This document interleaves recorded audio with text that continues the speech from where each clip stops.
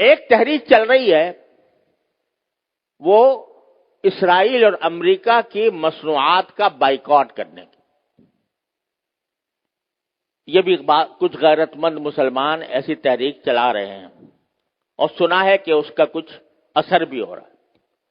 اس میں ایک بات مجھ سے بار بار پوچھی جاتی ہے، وہ یہ ہے کہ یہاں پر جو فرینچائز ہیں، جیسے میک ڈونلڈ ہے یا کے ایف سی ہے یا اس قسم کے جو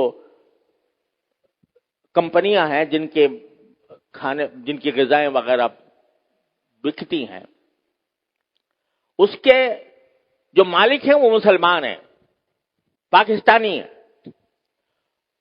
البتہ چونکہ فرنچائز کا انہوں نے معاہدہ کر رکھا ہے، لہذا 5% یا 10% آمدنی کا حصہ وہ ان کمپنیوں کو جاتا ہے۔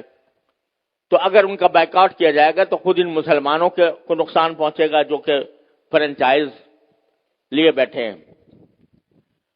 تو میں اس کے جواب میں ایک بات عرض کرتا ہوں، وہ یہ کہ یہ مسئلہ فتوے کا نہیں ہے، یہ ایمانی غیرت کا مسئلہ ہے، غیرت ایمانی کا مسئلہ ہے۔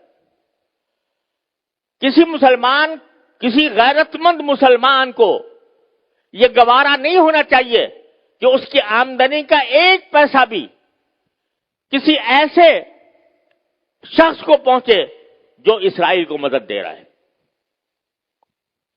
یہ انسان کی ایمانی غیرت کا تقاضا ہے۔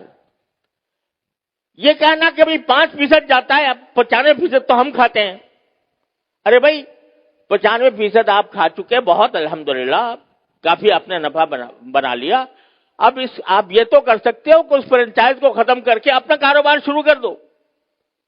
اگر اس کو ختم کر کے اپنا کاروبار شروع کرو گے تو ذرا تھوڑا سا پتہ تو چلے گا ان کو کہ یہ جو ہم دنیا بھر کے اندر ہم اپنی مصنوعات چلا رہے ہیں، دنیا بھر میں ہمارا سکہ چل رہا ہے، اس کا کچھ اثر تو ہوگا۔ یہ کہنا کہ 5% جا رہا ہے ان کو اور ہم نے 5% جا کے کیا اس میں کیا فرق پڑے گا؟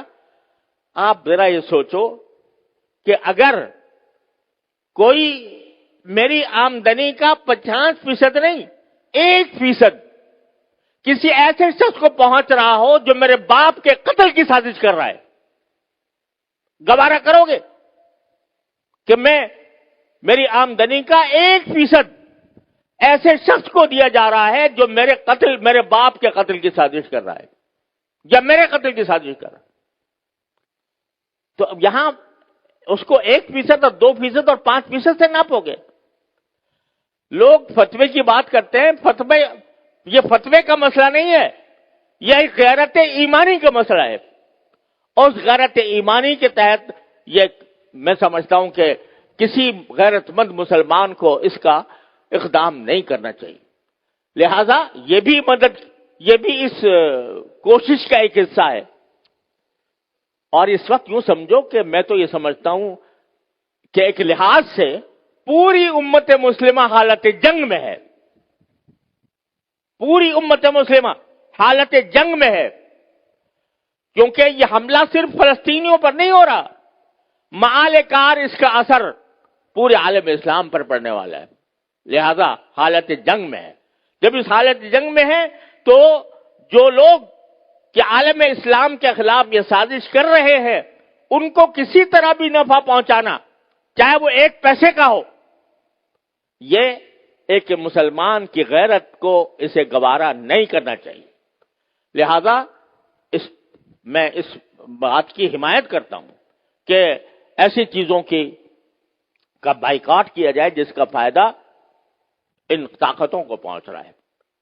تو اپنی سی کوشش کرو، اللہ تعالیٰ سے دعا جاری رکھو، کوئی وقت خالی نہ جائے جس میں اللہ تعالیٰ سے نہ مانگا جا رہا ہو، اور پھر اللہ کے فیصلے پر راضی رہو۔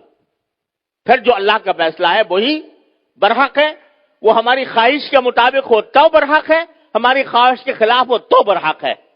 تو بس یہ ہے پریشانی کا علاج۔ اللہ تبارک و تعالیٰ اپنے فضل و کرم سے ہم سب کو اس پر عمل کی توفیق عطا فرمائے۔ وآخر دعوانا الحمدللہ رب العالمین۔